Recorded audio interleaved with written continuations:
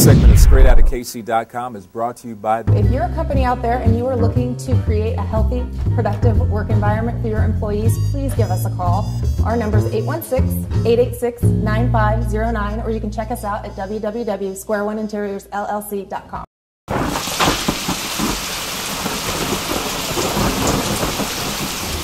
If anybody knows and is watching this online, Dick Goddard is the same guy who's been at the same station since even before I was born. He's been at the same station since 1959. And he was the only meteorologist that I saw in Cleveland, Ohio. Now imagine my parents in Cleveland, Ohio, the year after King and Bobby got shot. And there weren't that many people of color on television. So how did mom and dad say to their baby boy that, okay, if this is really what you want to do, the world may not catch up with you. You know, they'd buy me books and weather stuff for Christmas, but they'd always pair it with like a chemistry set. Because Dad said, well, we need good doctors too. Right. Thanks, Dad. Yeah. And I understand that, and I love them for it, and I appreciate it, but I can't imagine what that would be like. But I still give them great props for letting me, encouraging me, taking me down to the station, talking to Dick Goddard. And even Dick, for that matter, for saying to this little kid in '69 that, okay, this is what it's going to take to do what I do. 17, you get a break, I guess, in St. Louis. Yeah. 17. Yeah. You're on television doing the weather. Yeah. Okay, tell me about that. You remember the movie Blazing Saddles? Absolutely. Remember Gene Wilder? One of the great movies ever made. Yep, steady as a rock. Yeah, but I shoot with this hand. Yes. Well, that's what my pointing. I mean, my hand, when every time I point to the weather map, it was like... I was on the NPR affiliate, National Public Radio affiliate, and the assistant news director heard this voice, because the voice is about the same, and didn't know anything about me, and just heard that I was weatherman on WBOE, and they asked, would you like to come down and audition? I said, sure. I mean, sure. So when I show up in the lobby, they're like, you're Bryan Busby? Actually, correct, I was 16. It was 76. Okay, 16.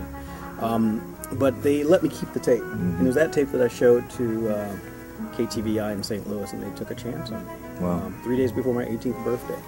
But to get me even in the building, it was an internship. And you have to understand something about most meteorology majors. Most meteorology majors back then didn't like TV because it's not the true science. It's a bastardization of the degree. And, you know, you're talking to other meteorologists, but you know, on TV you're wearing suits and you're getting paid, and you're not really. And it's showbiz. Yeah, exactly. They you know, think it's showbiz. Since you've been in it, absolutely, you know, and since you're in it, you know that as a rule, people don't know exactly what goes behind the scenes before we get to this point. Long story short, no upperclassmen want this internship at this TV station because it was at a TV station. So St. Louis, you said, okay, let's ask this first semester freshman, would you please do this internship that took us 3 years to get, or else we're about to lose it. So I took it, and it turned into an internship, then part-time experience and pay, then turned into on-air and pay and an internship. Wow. So been blessed. The only job I really wanted to get to that I would leave Kansas City for was Good Morning America, which is when I tried out in '98 and was one of 3 finalists. And the same week that Clinton was testifying on Capitol Hill was my litmus test. They said, let's see how he does. And they did phoning groups like, how do you like the guy? What do you think of the guy? And so on. And that's fine. But they were only offering a 1-year deal. And I wasn't going to give up what I established back in '98 to '85. That was still a long time. I wasn't going to give up what I established here for a 1-year speculative deal. Wow. In New York. And also, you know, things happen for reasons. Things happen for reasons. And I was wanting the job for the wrong reason. I was wanting the job to settle the score from the kids who made fun of the nerdy weather guy. You know what I'm saying? Oh, so when they watch Good Morning America, they see that. That's Bryan. I went to school with that guy. He was a nerd. Yeah, and now look at him. He's a high-paid nerd. And that was my whole motivation. So vanity. Okay. Yeah. And to get rid of the insecurity. Yeah. And my agent was like, no, you're worth more. They're only offering 1 year. We're going to hold out. And I'm like, what do you mean? You know, it was tough. It was nasty. Wow, that's... But she was right. My first instrument was going to be clarinet, but all the clarinets were given out. So I went to trumpet. So I played trumpet. But Mom and Dad... I knew I liked you already. There you go. Something about you. There you go. And Mom and Dad are not forward-thinking people. They don't think it all the way through. So, okay, we'll get him a trumpet, and then 2 years later, he needs straight teeth. So and you know how difficult it is to press the mouthpiece up against the teeth anyway. Yes. You put dental work on top of it. Yes, that makes it virtually impossible. Yeah. And So very uncomfortable. it was like, it looked horrible. It was like shaved beef or pulled pork on the other side of my lip. So I still wanted to play in band. And because of my piano background, I could play keyboard, so I went to glockenspiel.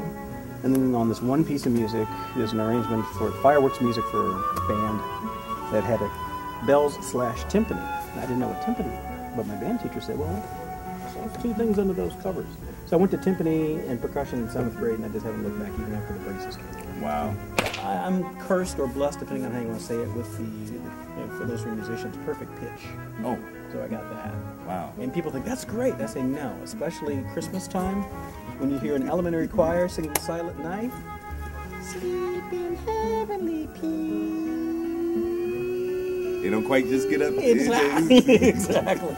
So perfect pitch isn't that great. And one thing about Kansas City I love is the fact that there's so many vehicles, there's so many groups out there that are great, that any musician can be part of. Orchestras, big bands, jazz bands. I mean, Kansas City jazz, as you know, it's just amazing. We don't get our due. No. Dixieland gets it, Chicago gets it, but Kansas City jazz is amazing to even listen to live. You have diabetes. Yeah. I will tell you, and I don't mind telling the story, and the number will never, ever be forgotten. For those who don't know anybody with diabetes, or maybe they have the symptoms and don't realize what's going on, avid tennis player, so tennis is mine, not golf. And I would play tennis 2-3 sets and get one of those huge jugs of Gatorade. And I could finish the whole thing by myself, still have a chalky taste, still feel thirsty. Wow. Have to go urinate every 5 minutes, and I thought that was normal. Because I was wondering, well, I don't know what's going on with me. Right. And then the blurred vision, you know, and I started noticing that, and then a little tingling in the arms and legs when I would go to sleep. So I finally said, okay, this is not right. So I went to the nurse in Kansas City, Kansas. She pricked my finger, and the blood sugar level, and I'll never forget the number, was 986. She said, that's coma. That's coma. And she's surprised I was upright and could drive myself. Wow. But when both my parents were diagnosed type 2 diabetic, that got my attention. Right. And that was the whole reason that Channel 9 decided to get me involved with Mitzi Doolan, who was that nutritionist, who worked with Tony Gonzalez and co-authored that book. But Larry and Laura and I, last November, did that Get Fit with Kansas or KNBC. And the whole reason they got you me... look great, by the way. Thank you. I appreciate it. Yeah. Thank you. And they got me involved because of my diabetes.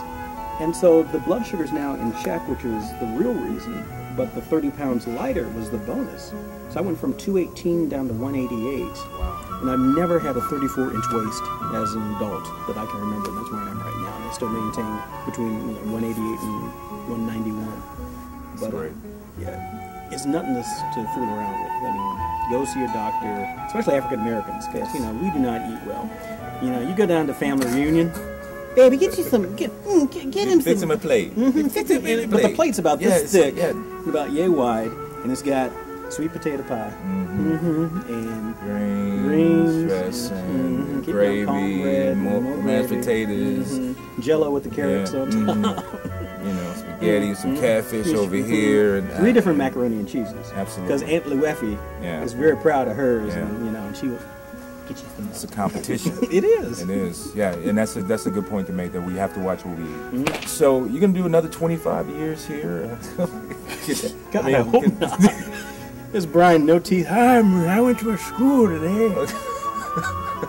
What is it that you want to do when you're done with this chapter of your life? When you're done, when you've given your last forecast and you sign off for the last time, where do you want to go? What do you want to do? Music is still going to be there. I hope to either keep conducting or playing music often.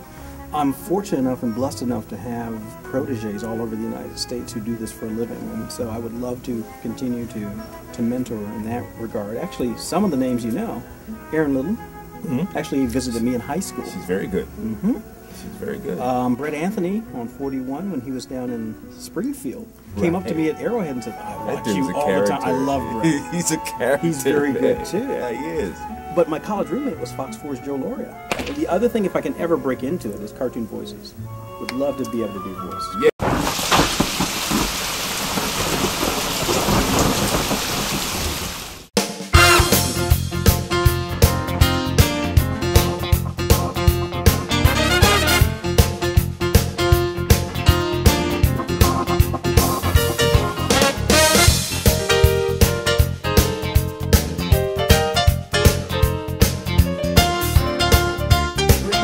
Check us out and stay tuned with what's going on in Kansas City. StraightOutofKC.com is a production of Intrepid Entertainment.